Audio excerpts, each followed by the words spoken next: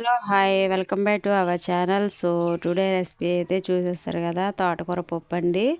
Taste అయితే చాలా అంటే చాలా బాగుంటుందండి. ఎప్పట్లా కాకుండా ఒకసారి ఇలా అయితే ట్రై చేయండి, టేస్ట్ చాలా బాగుంటుంది. సో దీనికోసం అయితే నేను ఒక కప్పు వరకు వచ్చేసి కందిపప్పుని ముందుగానే నానబెట్టేసుకున్నానండి. సో దాన్ని అయితే శుభ్రం కడిగి ఒక కుక్కర్లో అయితే తీసేసుకొని దానిలో వచ్చేసి ఒక టమాటా, మీడియం సైజ్ టమాటాని అయితే యాడ్ చేసుకున్నాను. అదేవిధంగా 2 పచ్చిమిరపకాయలు, హాఫ్ టేబుల్ స్పూన్ వచ్చేసి పసుపు వేసి మూత పెట్టేసుకొని 3 విజిల్స్ వచ్చేంత వరకు అయితే ఉడికించేసుకోవాలి. సో ఈ లోపు అయితే నేను ఒక కట్ట తోటకూరని అయితే ఇలా సన్నగా తరిగి శుభ్రంగా క్లీన్ చేసుకున్నానండి. సో ఇప్పుడైతే మనకి పప్పు ఉడికిపోయింది.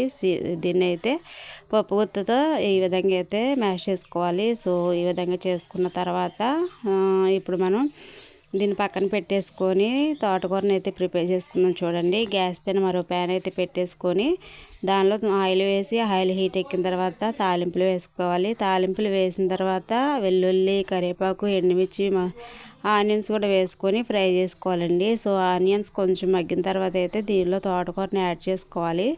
సో తోటకూరని మగ్గడానికి దీనిలో కొంచెం అంటే సాల్ట్ వేసుకొని లైట్గా పసుపు అయితే యాడ్ చేసుకొని మొత్తం అయితే ఉడికించేసుకోవాలి. ఇప్పుడైతే దీనిలో కొంచెం చింతపండు రసాన్ని అయితే యాడ్ చేసుకొని గ్యాస్ మీద పెట్టేసుకోండి. సో ఇదైతే తెరులుతున్నప్పుడు దీనిలో మనం ఫ్రై చేసి పక్కన పెట్టుకున్న తోటకూరని అయితే యాడ్ చేసుకోవాలండి.